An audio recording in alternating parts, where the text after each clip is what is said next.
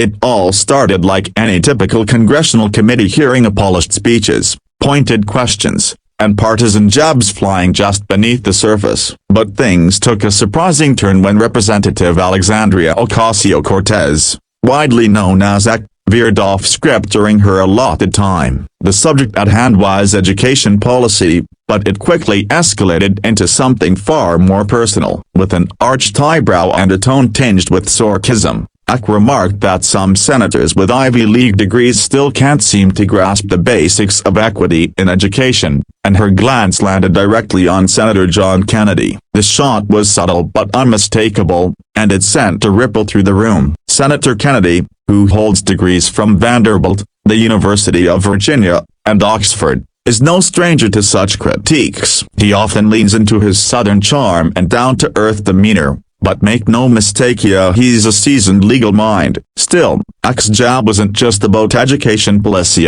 it was personal, and the room knew it. A few gasps and muffled chuckles broke out among the attendees, unsure of whether they were witnessing a political skirmish or a full-blown intellectual showdown. The air tightened with anticipation. People waited to see if Kennedy would ignore the slight or meet it head-on. Instead of firing back immediately, Kennedy adjusted his glasses, let the silence linger, and then began with his usual slow drawl. "Congresswoman, I may speak with an accent, but I don't think with one." The room froze. What he said was calm, calculated, and devastatingly effective. It wasn't loud or emotional, it was razor-sharp and quietly scathing. AOC blinked, clearly not expecting such a poised counter. Kennedy wasn't just defending himself, he was dismantling the stereotype she tried to cast with her mocking tone. AOC, quick on her feet as always, leaned forward and attempted to steer the discussion back to education statistics, but it was clear the room was still caught up in Kennedy's retort. Social media exploded within minutes. The video clip of the exchange began circulating rapidly across X, formerly Twitter, Instagram, and TikTok. One clip, labeled "Kennedy claps back without raising his voice," reached 1 million views in less than an hour. Memes followed, featuring Kennedy's quote over slow-motion videos, while others took AOC's side, saying she had rightfully called out elitism disguised as populism. Pundits on both sides couldn't resist diving in. Progressive commentators argued that AOC had simply spotlighted hypocrisy, the idea that elite education doesn't always equal ethical governance. "It's not about where you went to school," said one analyst, "it's about what you do with your power." But conservative voices applauded Kennedy's measured response, calling it a rare example of how intelligence doesn't have to be shouted. "He didn't need to get loud," a Fox News anchor said, "because when you're secure in your intellect, the facts speak for themselves." That moment also opened a broader debate across the country. Viewers from every background weighed in, and even educators got involved. High school teachers began using the clip to start conversations about tone, respect, and intellectual humility. College professors analyzed the rhetorical strategies of both figures. It wasn't just a petty spat, it had turned into a real cultural touchpoint. One university debate coach remarked that Kennedy's reply was a masterclass in calm confrontation, while another applauded AOC's willingness to challenge authority, even if it was risky. Kennedy, meanwhile, didn't seem to bask in the attention. When approached by reporters later that day, he downplayed the incident with a wink and said, "Look, we're all trying to figure out the same problems. Sometimes we disagree on how to fix them. That's democracy, baby." His charm, once again, helped him sidestep the appearance of gloating, but insiders suggested that Kennedy's team was pleased with the outcome, noting how their boss managed to flip the narrative without making it ugly. AOC wasn't deterred either. Speaking to a small group of reporters later, she defended her remarks. "I believe in accountability," she said. "We've got too many people in power with fancy degrees who act like working-class kids don't deserve the same opportunities. I'm not here to stroke egos, I'm here to represent the people." Her supporters cheered the message, praising her for refusing to back down and for using her platform to challenge complacency in elite circles.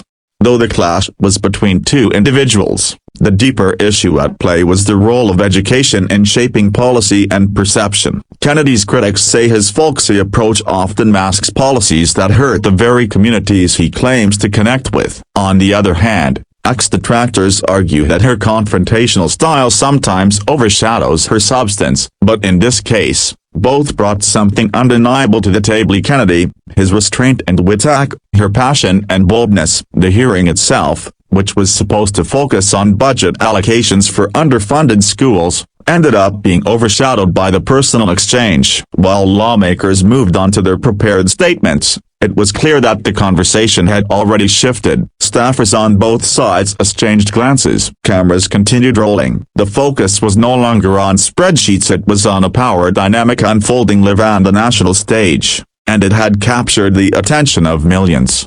That evening, clips of the hearing dominated late-night TV. Comedians had a field day, poking fun at Kennedy's southern drawl and ex-Bronx fire. But even the jokes had an edge of respect. This was a moment where neither side came off as weak, but rather showcased a rare balance of intellectual engagement and personal identity. The contrast was sharp, and the audience loved it. "It's like Hamilton met House of Cards," one late-night host joked, "only with more degrees." Meanwhile, Kennedy's approval rating among independent voters saw a slight bump, according to a quick poll conducted days later. Interestingly, ex-Base also rallied harder than ever, flooding her social media with support and campaign donations. It was clear that the moment hadn't damaged either politician, it had instead deepened the divide between their camps while increasing visibility on both ends. In the age of viral politics, both had secured a win of sorts. The episode also revealed something rare in modern politics: a mutual respect beneath the barbs. Sources inside the Capitol noted that while Eck and Kennedy rarely agree on policy,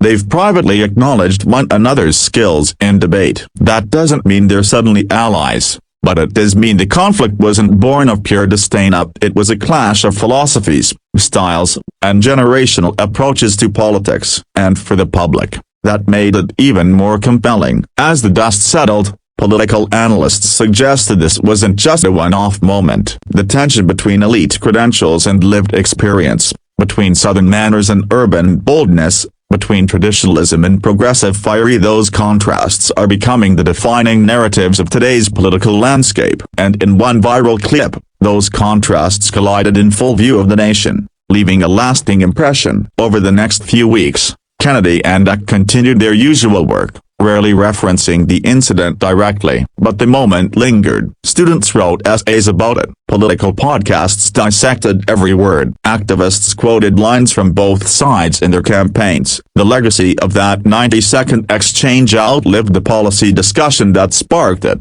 proving once again how powerful words can be when used sharply and sincerely. In some ways, it was a lesson in contrasts but also in communication. Kennedy reminded the public that calmness doesn't equal weakness, and Eck reminded them that courage sometimes requires confrontation. Together, they modeled two very different but equally impactful approaches to leadership. For those watching, especially young Americans tuning into politics for the first time, it was a rare moment of unscripted authenticity in an often overproduced world. Whether you admired Kennedy's restraint or Eck's staring, there was no denying the resonance of their exchange. It lit up screens, sparked conversations, and reminded the country that education isn't just about where you went to school, it's about how you apply what you've learned. In that room, with cameras rolling and eyes watching, both lawmakers gave the audience something unforgettable: a glimpse into the minds of two political warriors, battling not just for the argument, but for the future of discourse itself.